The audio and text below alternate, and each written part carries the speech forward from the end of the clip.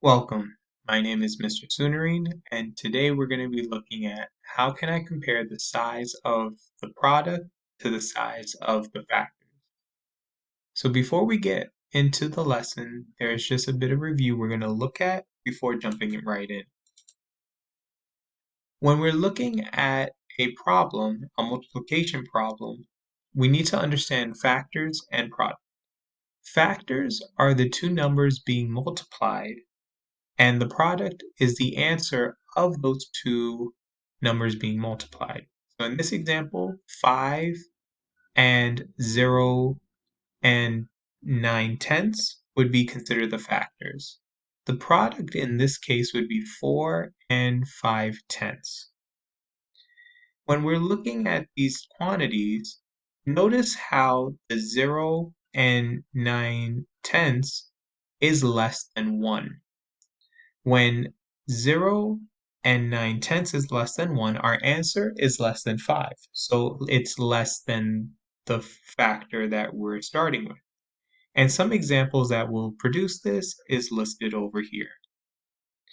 When we're multiplying 5 times 1, and we see that here, even though it has 1 and 0, 0, 0 tenths, and 0 hundredths, we get 5. So the same answer is here. The answer is not changed. The factor and the product are the same. And we see that here, 1 is equal to 1. Our answer is equal to 5. The last is 5 times 1 and 1/10, which gives us 5 and 5/10. And notice how the number 5 and 5/10 is larger than the factor that we started out with, 5. And we see that here, 1 and 1/10 is greater than 1. Our answer is greater than 5. And here are some examples that can show us that we will get a number larger than what we started out with. Now we're going to get into some practice. Jasmine took 2/3 as much time to take a math test as Paula. If Paula took 2 hours to take the test, how long did it take Jasmine to take the test?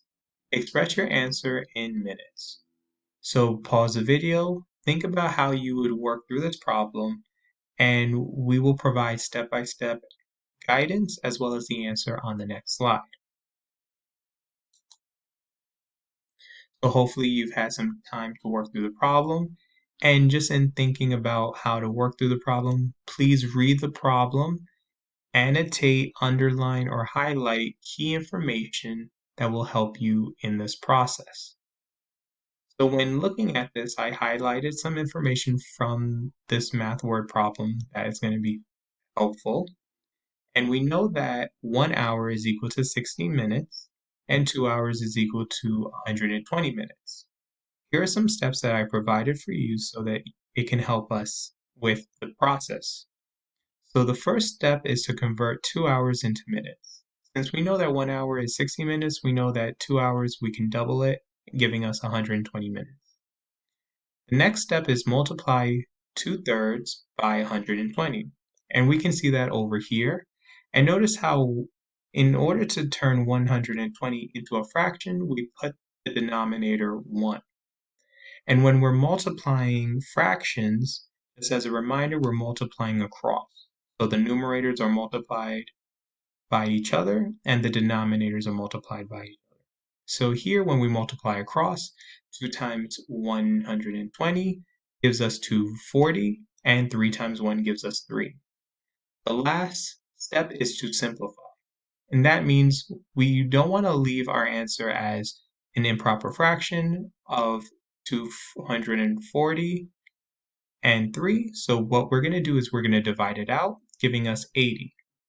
80 is important, but we need to make sure we have the correct units. And since we're dealing with minutes, we know that the answer is 80 minutes. Jasmine took 80 minutes to take the test. All right, now we're going to look into some additional questions. Without evaluating, determine which expression is greater than, less than, and equal to meters. Write your answers below. And we see the different examples here, and we see which one we can drag it and place it into the right spot. So pause the video and think about how you would go about answering and placing these choices to the right spot. So hopefully you had a chance. So when we look at our options, we can think about what I would start out with is which one is equal to 2. Equaling to 2 means that it has to equal 1. So if we look at the different options, the only fraction that will tell us 1 is 100 over 100. And we're dividing by the same number. 100 divided by 100, we get 1. So what we can do is we can place this over here. The next one is we got to think about less than 2 and greater than 2. So based on the two different answer choices that we have, we see that if 100 is standard, we see a number lower than 100 and a number higher than 100. 97 is less than 100, therefore it would tell us that we would get our answer that's less than 2. And what we can do is place that over here.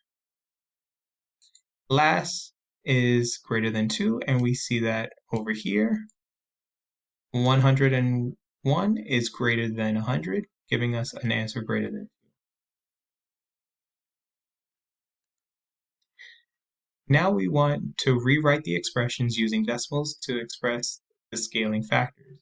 So again, pause the video and think about how you would write this as a decimal, and on the next slide we'll provide the answers to you.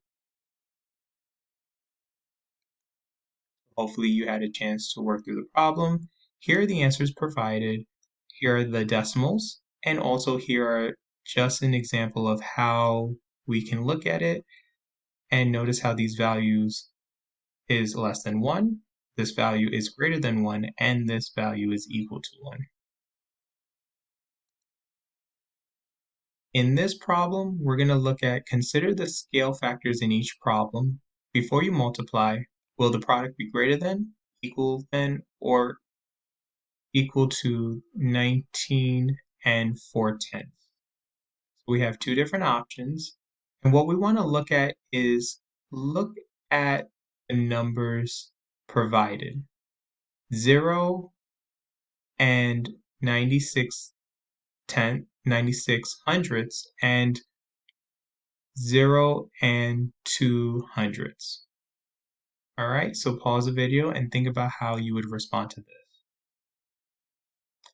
Okay, so hopefully you had a chance to think about these problems. And if you notice the both quantities, I noticed that they were less than 1. So if they're less than 1, that tells me that my answer is going to be less than the 19.4 without using a calculator or calculating it by hand. So this number goes here, and this number is very close to 1, but it's still less than 1, and we can place this also less than 19 and 4.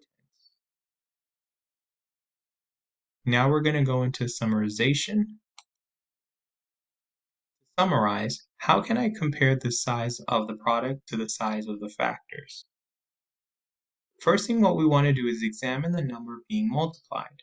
If the number is less than 1, the product is less than the factor. Equal to 1, the product is equal to the factor. And greater than 1, the product is greater than factor. And here are some examples that's provided that will help you in this process. Hope this was helpful. Have a great day.